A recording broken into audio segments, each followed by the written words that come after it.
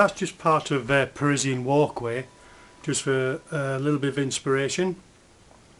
I'm not the best guitar player in the world. There's some guys out there that can play fantastic.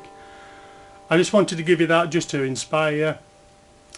If you want the full version, go out and buy it by the artists who created Parisian Walkway. I'm not sure actually who it is. I think it could be Led Zeppelin or somebody.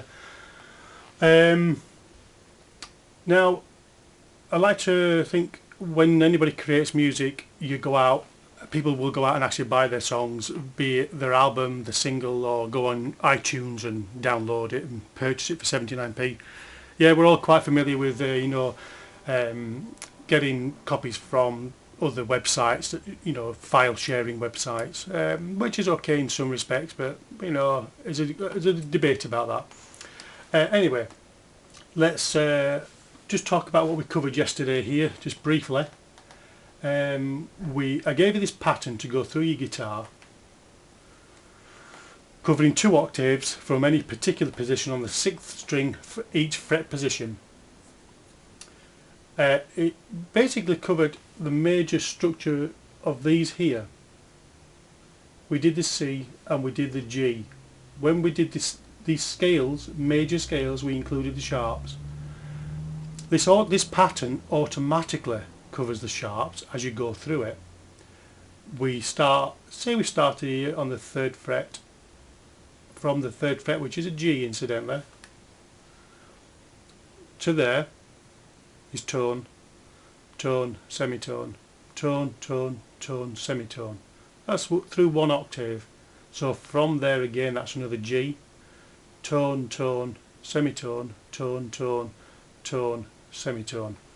I'd like to encourage people to get pen to paper, pause YouTube, draw yourself 6 strings, 6 lines, make the 6th one thickest, make the 5th one a little bit thicker too if you want, and draw these little coloured dots in.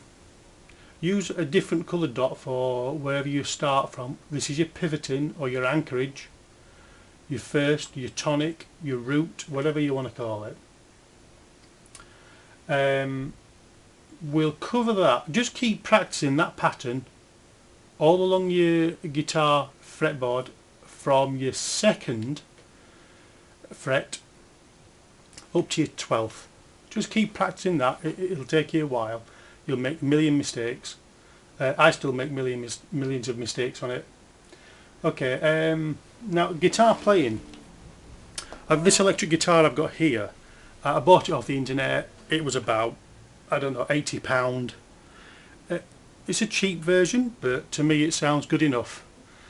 Of course, I like the more expensive ones, the ones people are familiar with. I don't want to sound like I'm advertising, but Gibson, Martin guitars. I've got a Tanglewood acoustic that I've shown in the previous lesson. Quite nice. This is a solid body one. Solid body electric guitar. When you're practicing guitar, I would recommend that you get a semi-hollow bodied electric guitar, because when you're not amplifying it through your amplifier, it just gives you a little bit of sound, enough sound to practice, but without irritating your neighbours or your family. Of course, when you amplify it, then you get all your special effects of string bends and vibrato and things. But solid body, that just makes enough sound unamplified. You can just about hear it. Now, more inspiration. I'm just going to put a C chord on. We'd spoken in a previous lesson about the C major scale here. And we talked about the 1st position, the chord of C, E, G. The chord of C was made up of C, E, G. I wrote it vertically, but you can actually see it here, 1, 3, 5, C, E, G. We spoke about the 4th and the 5th chord. The 4th chord was made up of F, A, C. I wrote it vertically, but we can look here, F, A, C. And the 5th chord was made up of G, B, D. Again, I wrote it vertically. So a chord of C, G and F. and a slight variation. I'm just trying to think how we can inspire. What song might I think of? Just uses them chords. Okay, I'll only play a bit of it because I like people to go out and buy the original artists who've created these songs. They've gone to a great deal of effort and they've produced some fantastic music.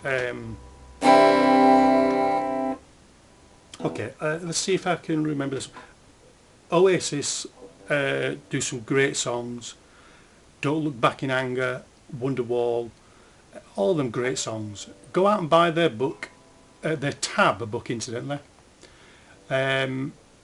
Make sure it says guitar tab, because sometimes they're just piano ones.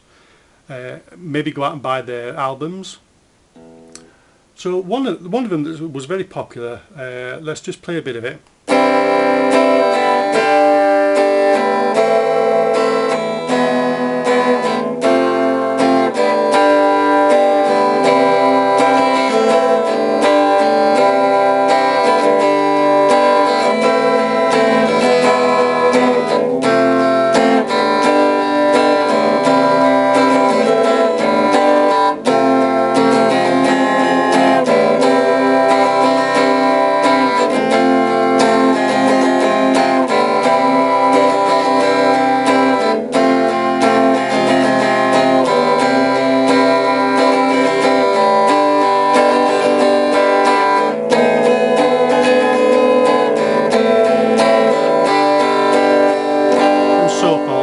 I'm not going to play it all because, as you can see, when that was F minor, I went to a G, and we'll speak about this one later on. Very awkward one there to play, to come from that G. As you can see, even I didn't play it too well. We'll go back to the A minor and so forth.